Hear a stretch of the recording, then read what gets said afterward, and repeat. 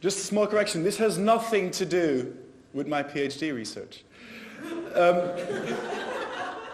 No, literally nothing. Christina asked me, when she invited me to give this talk here, she told me like this Interwoven conference is about combining ideas from different scientific fields. And management, which is my field at large, really does this in many ways. So I started thinking about, all right, where do good ideas come from? And I've learned that it's very important to give a structure when you give a talk, because when I'm teaching, students appreciate a clear pattern. So it's going to look a bit like this.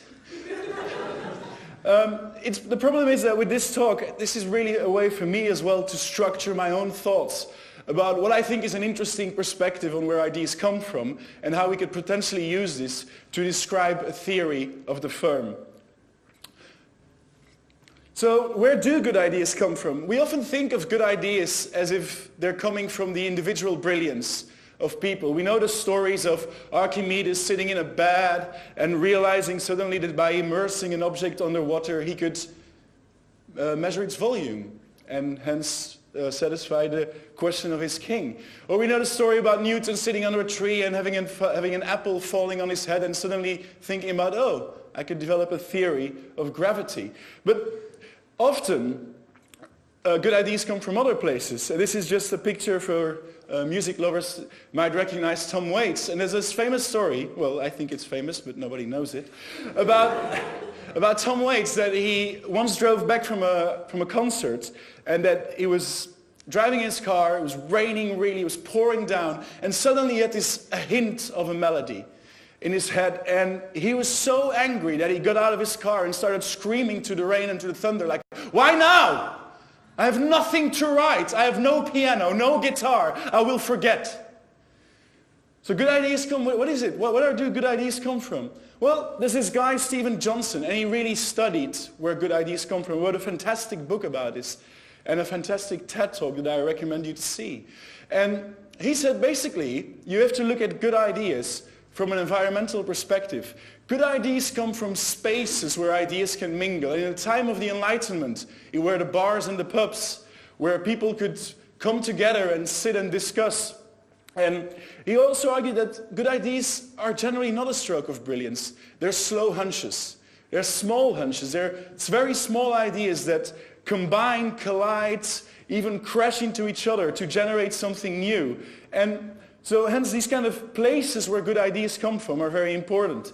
So you have obviously the big universities, and this should have been interwoven maybe, but it's good enough cause. But increasingly with the rise of technology, obviously these good ideas can also come from digital or virtual spaces like TED, that has created a fantastic forum for the spread of ideas. So, and management has been really prolific in using ideas from every other science to try to describe why firms exist and how firms make profit. So we've borrowed or stolen or mingled with all these kind of fields that I've put out here, just to give an example of a few theories that we use in management to explain strategy, to explain innovation, entrepreneurship. And so my ambition here for today is to come up with a new theory, which is very ambitious, but that's kind of what I'm doing. If this would work, it would be nice. So I'm going to turn back now to something else. I said the structure of this talk is weird. So what are the best ideas? What are the best ideas ever? Because ideas don't come linear, and this talk therefore doesn't come linear. So it's a big question. What are the best ideas, and what does it mean to be a good idea? It's a very difficult question. What is an idea good? Not from a moral standpoint, but what makes an idea successful? And generally it's, well, if an idea survives for a long time, it's a successful idea. We can look at the wheel and the use of fire as very successful ideas. We still use those, and they're very old. We can look at scientific theories or art that has been reproduced into many different forms as very successful ideas. We can look at religions as very successful ideas, or as Richard Dawkins called them, viruses of the mind. We can look at buildings that are spread around postcards and everyone recognizes, even without ever having seen them in real life, as good ideas. We can look at the invention of farming as a brilliant idea. So what are good ideas? What are the best ideas? Well, I argue That one of the better ideas would have had a real clicker. But all right, I think the best idea... Oh, too far. Yeah. No, is that it? Dear Lord. I have to get back. All right. Gonna have to kneel down. Oh, this is not even working anymore. All right. There we are. Sorry for this. So I think maybe the best idea that we've ever had in the field of science, the very broad field of science, might be the theory of evolution, which we immediately associate with Darwin. Darwin is the guy who invented evolution. That's what we kind of know. But if you look at the idea of evolution in a broader perspective, it was a very slow hunch. The first people who argued that evolution and in the idea of that species would kind of turn into other species were Greek philosophers, even before Socrates. And when Darwin in 1838, started thinking about this, he wasn't the only one, because in 1858, 20 years later, very slow hunch, when he really was almost ready to describe his theory of evolution, he was faced with another guy called Wallace, who also had a theory of evolution, which was very similar to his own. They both talked about variation, selection, and replication. Three things absolutely necessary for the creation of evolution.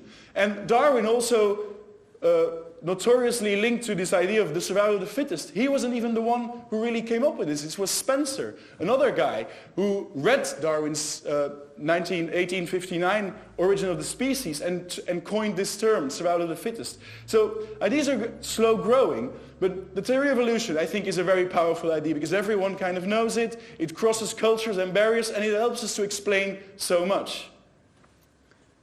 Yes. So this presentation is really not suitable for giving. All right.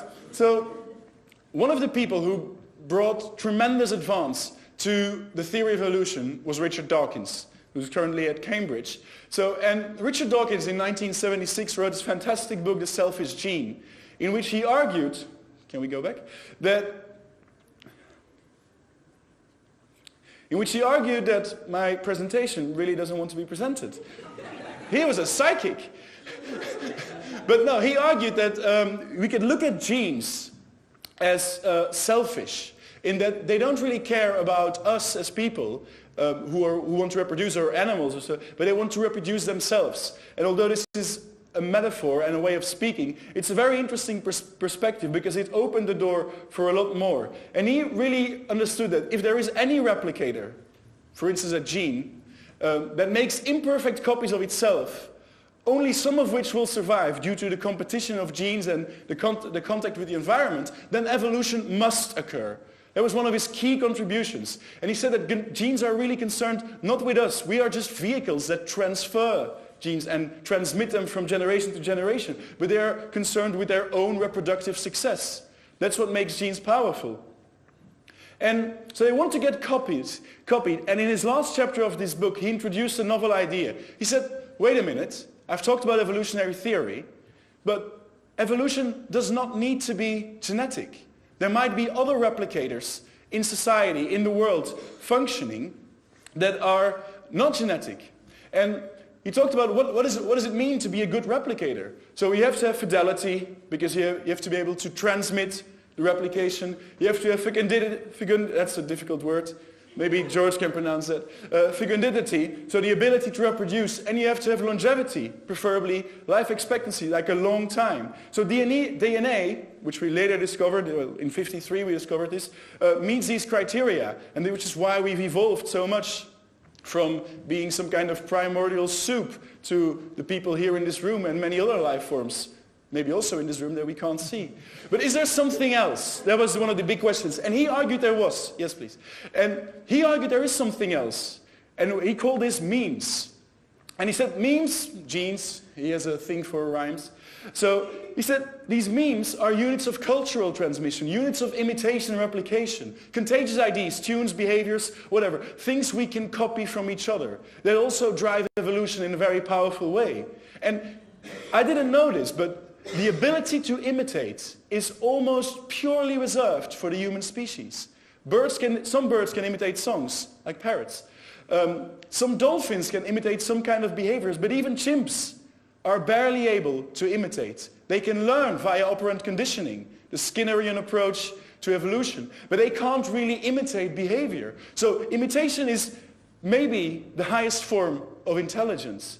And memes operate in this way as cultural units of transmission, of imitation, operate so much faster than genetic evolution, which requires centuries and maybe even millennia to bring out change. So the question then becomes, okay, what if these memes are real? What if the way that evolution works is not strictly driven by genetic and natural selection, yes, but by something else?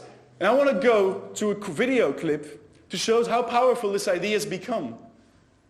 If we can manage to work on it. Yeah, that looks fine. So, who knows the Big Bang Theory? Fairly powerful, fairly successful? Yeah. Let's allow it for a change. I think this talk is going to take longer than 18 minutes now. All right. It's not surprising that the story has captured the attention of our little circle of friends. Are you familiar with meme theory? I'm familiar with everything, but go on. Meme theory suggests that items of gossip are like living things that seek to reproduce, using humans as their host. I'm no stranger to mimetic epidemiology. At Johnson Elementary School, the phrase "Shelley Cooper's a smelly pooper" spread like wildfire. I should think so. That's gold. Your meme hypothesis does intrigue me. How might we examine this more closely? Do you have any ethical qualms regarding human experimentation? It's one of the few forms of interaction with people that I don't find repellent. We need to fabricate a tantalizing piece of gossip. And a second non-tantalizing piece to use as a control. Then we'll track its progress through our social group and interpret the results through the competing academic prisms of mimetic theory, algebraic gossip, and epidemiology. Look at you, getting me to engage in the social sciences.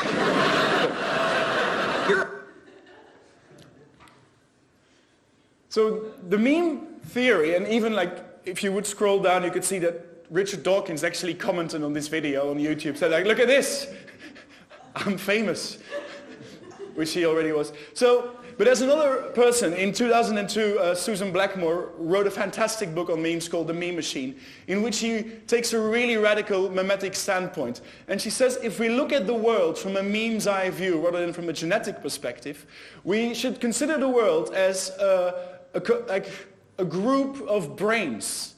And memes that are in too many memes that are just like scattered around trying to enter our brains, and we have to be somehow selective. So in this way the memes are kind of trying to penetrate our brains, and some of them are very successful and those become Beethoven's Fifth Symphony or something else, like something we all remember, the famous stories, urban myths, or famous ideas that have been very successful, while other ideas don't really work. And additionally, she says, our idea of memes and our drive us to really understand the world not only as an evolution from a natural selection process, which was what Darwin described, but we have to look at the world as the result, or a temporary result at least, from mimetic selection.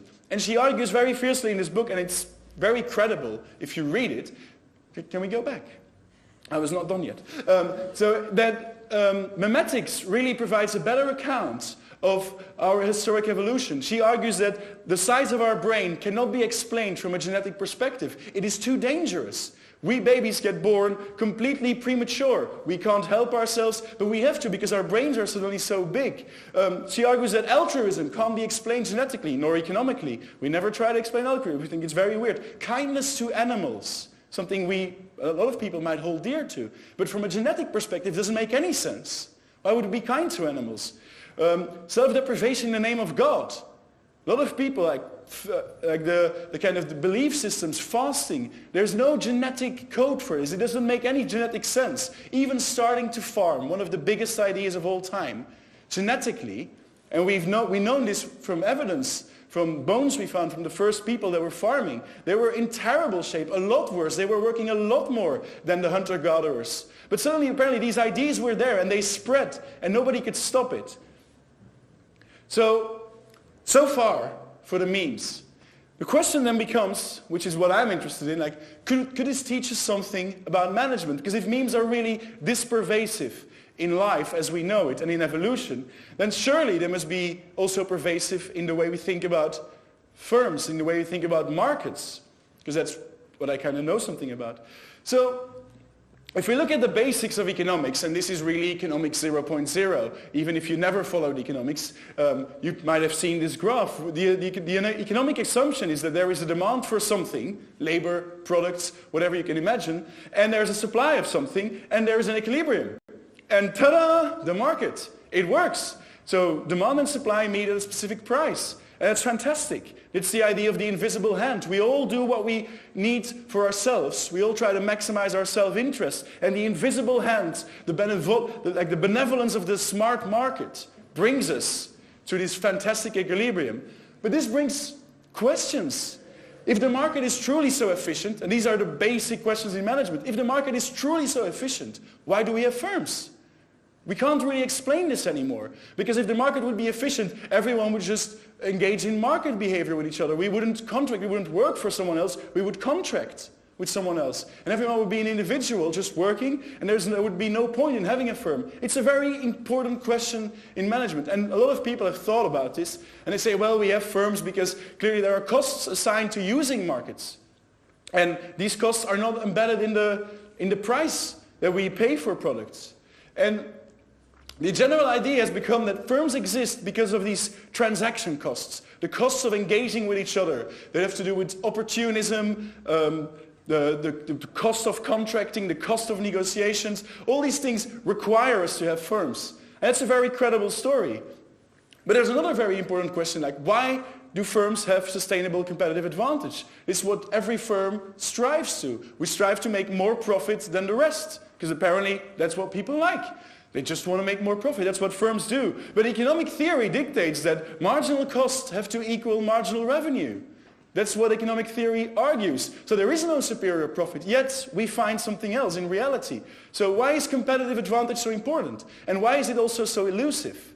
Because if we look at the lifespan of firms, and the way they are very successful, and here I just define success as being part of the 500 biggest firms in the world, about 90 years ago, the average lifespan of firms in the group of the biggest 500 was 67 years. Now it's only 15 years. So apparently something has changed dramatically. Firms don't manage to stay really big for such a long time. And I think memetics could argue or could help us with this. So if we look at now combining the two things I've talked about, memes, memetics, and firms, if we look at the firm as an isolation mechanism for memes, so memes try to get in everyone's brain, but obviously as a firm you want to create some kind of advantage. You need knowledge that other people don't have. So you need to build this kind of structure that allows the ideas to stay within a confined space, so that you can exploit the ideas and make money out of these ideas. That's the idea. But we see in the real world that we have information leakage, whistleblowing, even recently with the CIA. We see it everywhere, especially in China. There's IP infringement. So it seems to be very difficult to keep these ideas contained. And maybe that's because the memes just want to get out. So we're trying to limit ourselves. We're trying to build these kind of firms that contain specific ideas that could create competitive advantage, but the ideas just spread all the time. And I was recently, well I say recently, this morning, I was at an event from the B Team, which is this new organization that tries to embed sustainability in business. And one of the guys said, the technological evolution, the guy is one of the panelists, he was a billionaire, I shouldn't call him a guy. One of the billionaires on stage said that technological evolution has really made it very difficult for us. Everything has become transparent. We're trying to hide our bad behavior, our briberies, our illicit killings, all the things we do as businesses to make more money. We're trying, but because of technology, it becomes impossible. And he said the legendary phrase, if we're all going to be naked, we better look good. So I said, yeah, that makes sense. And it really matches this kind of mimetic idea of markets. So also many high-value assets, things that we value in firms. Reputation, goodwill, trust, tacit knowledge. These are things that belong to firms now. We attribute them to firms. Very good reputation at firm. That we have a lot of trust in that firm. So we could argue that from a mimetic point of view, we'd say like, well, the memes invented almost the firms because they wanted to be attached to organizations that don't necessarily have to die. Well, we as people, we have to die. But organizations don't have to die. It's one of their big benefits. So when we could use them, we could understand markets as exchange mechanisms for phenotypes. And then it becomes really technical. But a phenotype is a kind of materialization of a meme, so any kind of product. Because markets are very good to exchange products, but when it comes to complexer things, we need firms where ideas can really mingle. And then once there are new ideas and they're really good, then they'll get out again, because that's what memes do. And that's, I think, where I will end. Thank you very much.